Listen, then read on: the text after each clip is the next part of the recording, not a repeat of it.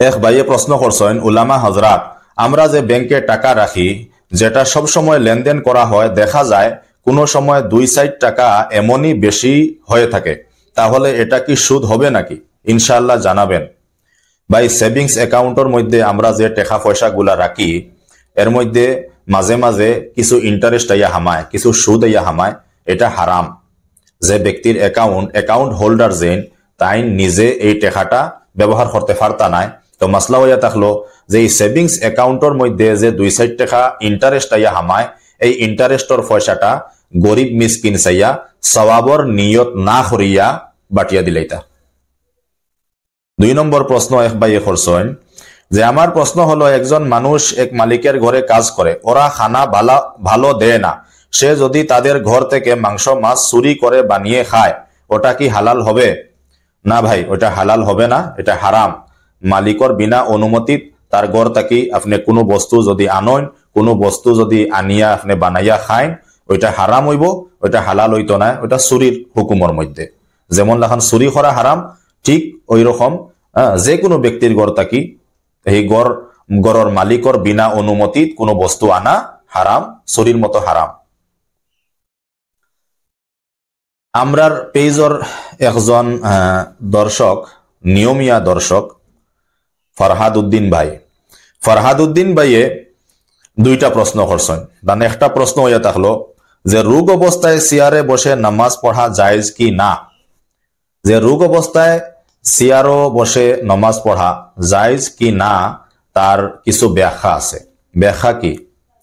যে কোনো ব্যক্তি যদি ওলা বেমার, ওলা মাজুর, যে তাই খাড়া হইতে পারেন না আর বইয়া সেজদাও করতে পারেন না, ভালো করে লক্ষ্য রাখবা যে ব্যক্তি খাড়া হইতে পারেন না আর বইয়া সেজদাও করতে পারেন না, ওলা ব্যক্তি চেয়ারের মধ্যে বইয়া নামাজ পড়া জায়েজ আছে, নামাজ পড়লে নামাজ হইব। আর যে ব্যক্তি আপনার খাড়া হইতে পারেন না কিন্তু বইতে পারেন, মাটিত বইতে পারেন আর সেজদা করতে পারেন, সেই ব্যক্তি যদি চেয়ারের মধ্যে বইয়া নামাজ পড়েন, তাহলে নামাজ হইতো নাই, কারণ সেজদা করা হইয়া থাকলো ফরজ। আর চেয়ারও বইয়া যে ব্যক্তি নামাজ পড়বো, তাই নিশ্চয় ইশারাত সেজদা করবা। গতিকে যে ব্যক্তি সেজদা করার উপরে সক্ষম, সেই ব্যক্তি মাটিত বইয়া নামাজ পড়বা আর সেজদা করিয়া নামাজ পড়বা। যদি সেজদা করার উপরে সক্ষম ব্যক্তি চেয়ারের মধ্যে বইয়া নামাজ পড়েন, তাহলে তাই ইশারাত সেজদা করবা, গতিকে তার নামাজ হইতো না। ফরহাদুদ্দিন ভাইয়ের 2য় প্রশ্ন হইয়া থাকলো, আমি বিবাহ করার 16 বছর, এখন মোহর আদায় দেওয়া যাইবনি, ওটার বিষয়ে কিছু আসেনি হুজুর? ভাই, মোহর একটা হইলে তো নগদ মোহরে মুআজ্জল, আর একটা হইল গিয়া বাকি, একটা মোহরে মুআজ্জল খোয়া হয়। তো মোহরে মুআজ্জল যদি কেউ দিলায় নিকাহর লগে লগে, এটা তো বেশি ভালো।